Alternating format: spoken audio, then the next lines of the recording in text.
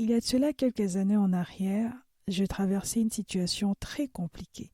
Je suis passée par une des épreuves les plus difficiles de ma vie, en tout cas jusqu'ici. C'est une situation qui m'est vraiment tombée comme un véritable coup de massue. Je m'y attendais vraiment pas, alors pas du tout.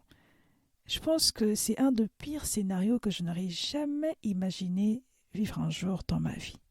Je me souviens encore de combien je priais, pleurais devant Dieu. Mon cœur était touché, blessé, tellement c'était dur et difficile à porter. Il m'arrivait même de moments où je ne savais même plus quoi dire dans la prière. Mes larmes étaient devenues des paroles. Je me rappelle même un jour avoir demandé au Seigneur « Pourquoi ? Pourquoi as-tu permis que cela m'arrive ? Qu'est-ce que j'ai fait, Seigneur ?» Ouais, c'était tellement dur que je ne trouvais plus de mots, je ne savais même plus comment m'exprimer au fait. Et Dieu, par sa grâce, a commencé à me parler. Le Seigneur a commencé à me répondre. Le Seigneur m'a dit « Tina, sais-tu que la vallée de l'ombre de la mort se traverse ?» Il est écrit « Quand je marche dans la vallée de l'ombre de la mort ». On ne dit pas à côté, on ne dit pas au-dessus, on ne dit pas quand je saute, non, quand je marche dans la vallée. C'est-à-dire tu vas passer au travers cette vallée. Et le Seigneur m'a emmené plus loin, il m'a parlé d'Esther. Lorsque nous lisons le livre d'Esther au chapitre 4, je vais lire le verset 9 à 17, il est écrit « Attaque vint rapporter à Esther le parole de Mardochée.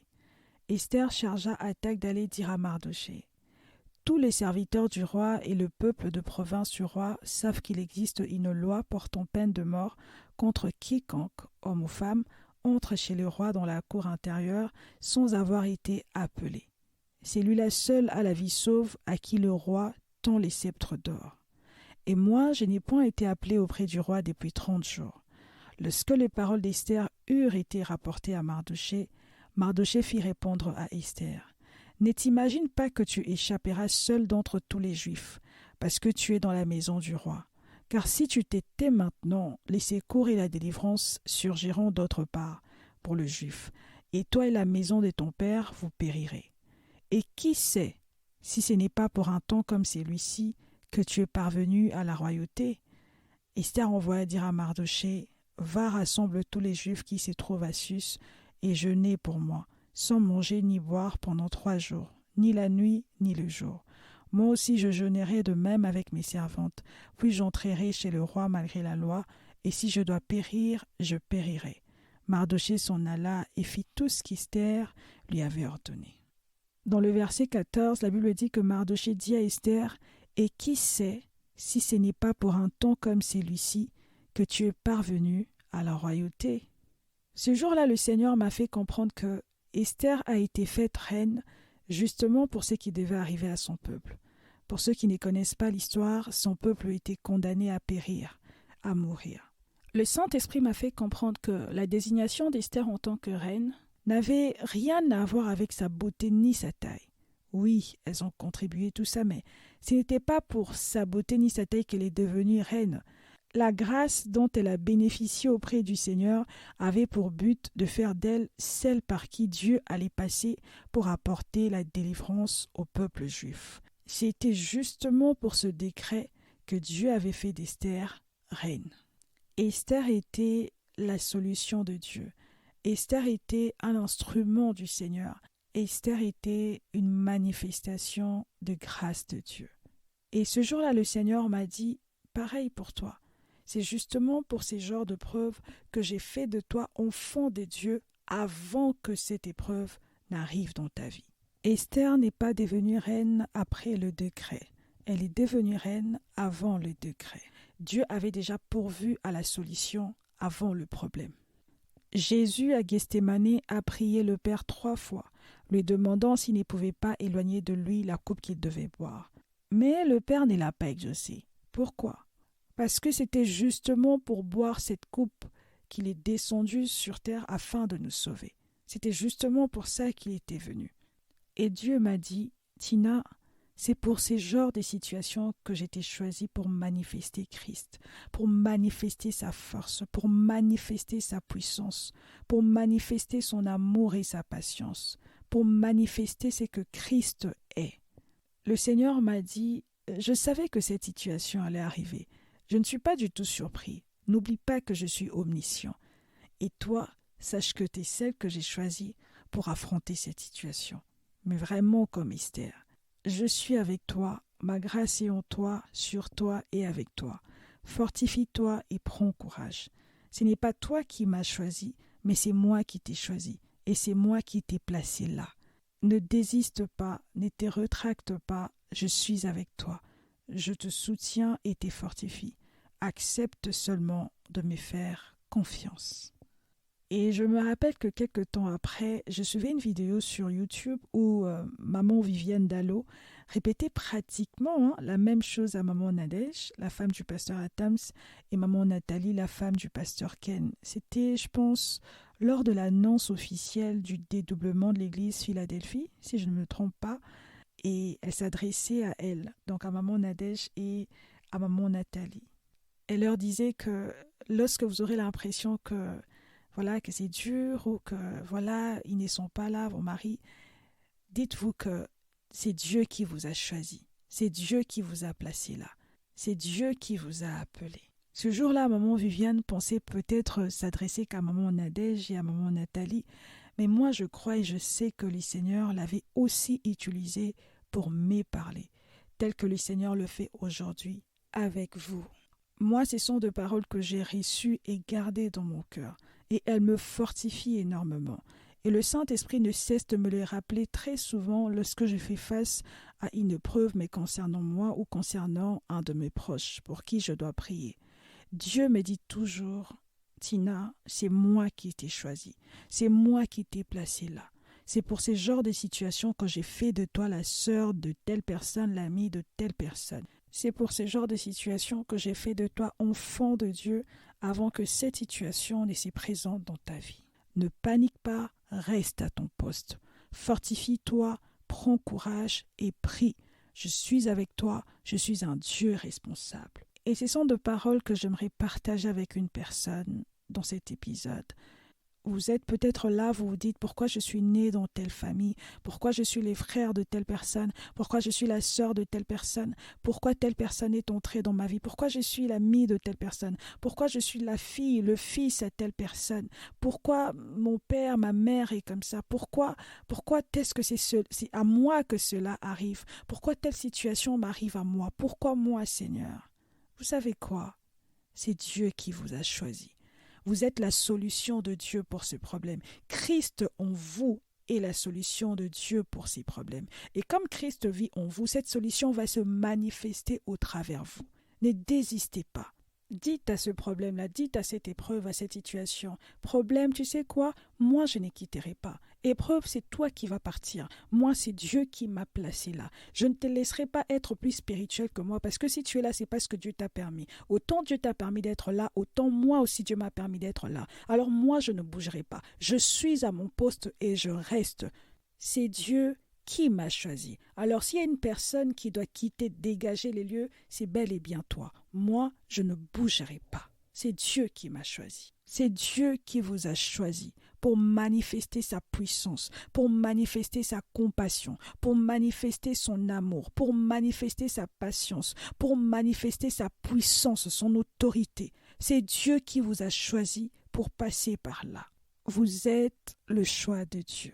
Très souvent, nous pensons que les situations, les épreuves, le problème arrivent en premier. Après, Dieu commence à nous chercher des solutions, des remèdes.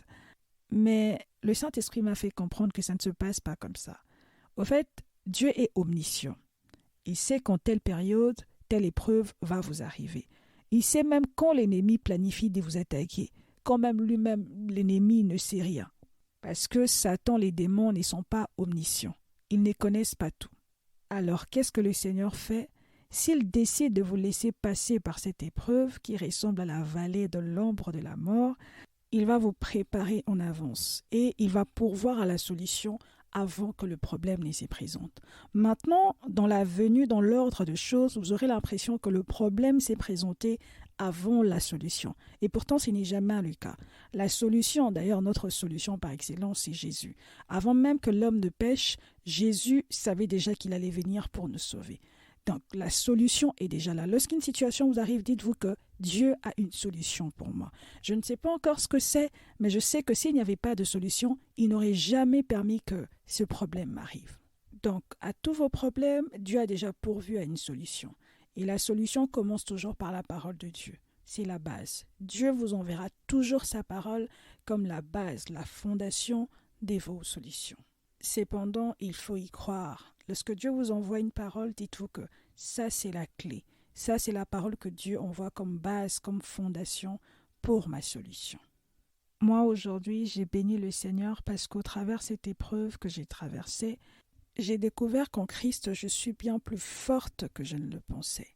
J'en suis sortie victorieuse alors qu'au début, je n'y croyais pas du tout. Pour moi, c'était juste impossible. Mais Dieu l'a fait. Je sais aujourd'hui que si une épreuve est plus forte que moi, Dieu ne permettra jamais que cela m'arrive. Parce que Dieu connaît mes limites. Il sait qu'il y a des choses que je ne supporterai peut-être pas du tout. Dieu a permis à Satan d'attaquer Job, mais il lui a placé de limites. Il a dit à Satan, « Ok, je te laisse le toucher, je te laisse faire, mais tu ne toucheras pas à son âme. Votre vie n'est pas une foire, comme l'autre fois j'ai entendu le pasteur Noëlla Lumande le prêcher, il a dit que ta vie n'est pas une foire où le diable peut entrer et sortir comme il veut. Non, il a des limites. Il n'entre pas comme il veut, il ne sort pas comme il veut. Il a des limites.